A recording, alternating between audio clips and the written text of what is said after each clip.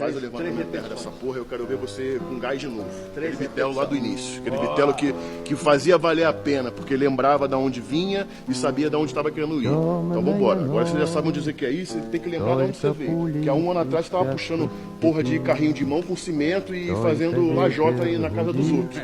Agora é tua casa, é tua academia, é tua família te esperando para ser campeão mundial no Brasil. Então levanta essa porra do chão aí. Bitelo é muito mais forte do que vocês veem aí. Se deixasse ele puxava com mais de 400 quilos hoje aqui na tua frente. Pensa nos 400, vai. Aperta a cabeça. 400, puxando, cabeça pra trás. Isso aí. Imaginando isso já.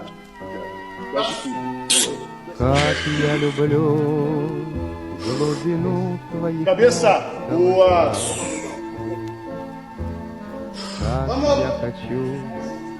Не прижаться теперь губами